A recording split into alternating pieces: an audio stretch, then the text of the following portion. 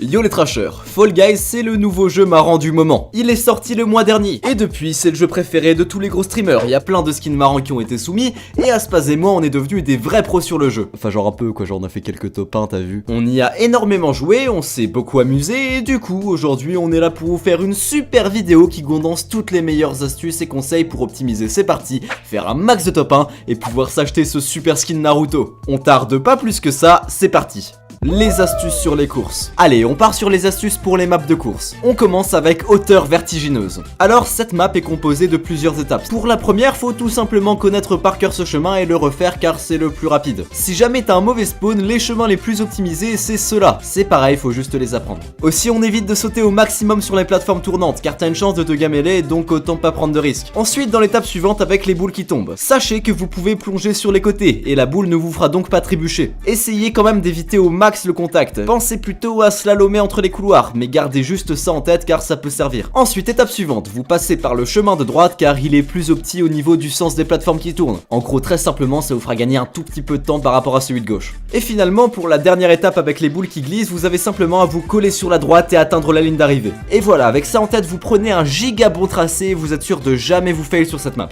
Ruez vers les portes. Figurez-vous que les portes sur cette map sont pas aléatoires et qu'il y a même un moyen pour connaître les bonnes portes. C'est toujours bon à savoir pour partir sur les portes où il y a personne, plutôt que de s'engouffrer dans une seule porte avec 30 mecs qui te rentrent dedans. Déjà, il y a une technique pour connaître la dernière porte avant même que la partie ait commencé. Dans la cinématique d'intro, on peut voir que la bonne porte est simplement plus petite.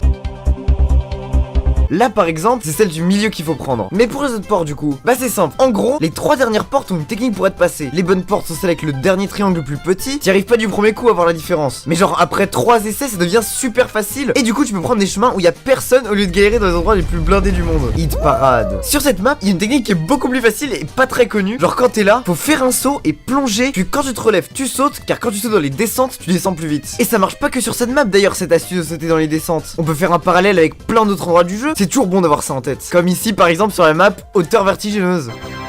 Le maudit. Y a pas de giga secret ici, mais la meilleure strat pour carry ses mates d'après Fall Guys TV, le youtubeur qui donne des conseils sur Fall Guys, c'est de rester sur les plaques tournantes du milieu et que quand il y a trop de monde, tu vas sur l'autre plaque tournante. Cette technique est vraiment bien, car si un mec fait ça, ça va être quasi impossible d'attraper par l'arrière. On peut que le prendre par devant. Le tournant rond. Sur cette carte, il y a vraiment un saut qui traumatise tout le monde, celui-là.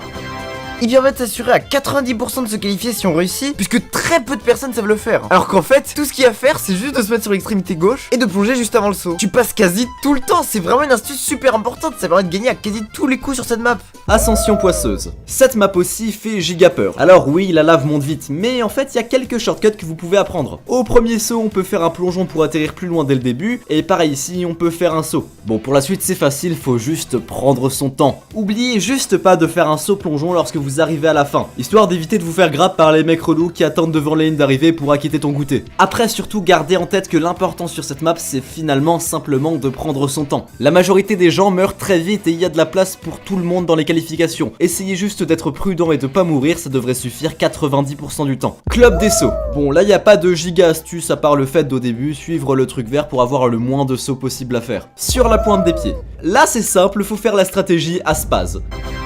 C'est-à-dire ne pas prendre de risques et laisser les autres faire, car il n'y a pas d'astuce.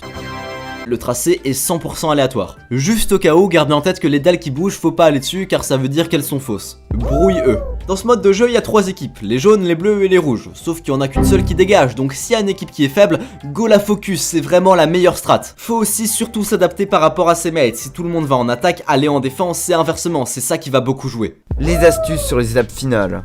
On commence avec la finale sur la carte chute montagneuse. Au début, vous commencez par rebondir sur la plateforme orange pour pas vous gameler et perdre du temps. Ensuite, vous foncez directement sur le côté droit, car les boules sont plus nombreuses à gauche. Sur le truc qui tourne, on passe par le côté rose. Comme ça, même si on se fait toucher, il y a plus de chances que ça nous booste. Tu peux ensuite te protéger derrière les murs jaunes ici. T'avances en évitant les boules noires jusque là. Et tu files directement contre le mur de droite. Comme ça, c'est plus facile de passer les marteaux qui tournent et qui t'empêchent de passer car ils vont aller dans ton sens. Ce qui peut même te booster. Ensuite, vous timez bien vos sauts sur l'arrivée. Et la victoire c'est à vous. Sur la carte hexagone, qui est selon moi la plus difficile, il y a bien une stratégie plutôt marrante, ouais. Bon, je vous préviens tout de suite, ça marchera pas tous les coups, mais si vous réussissez, ça vous fera une victoire très facile. Du coup, foncez directement au premier étage pour partir du centre et faites un immense trou. Dès que les autres seront à votre niveau, ils tomberont donc tous dans le vide pendant que vous serez en train de longer les côtés. Saute toujours.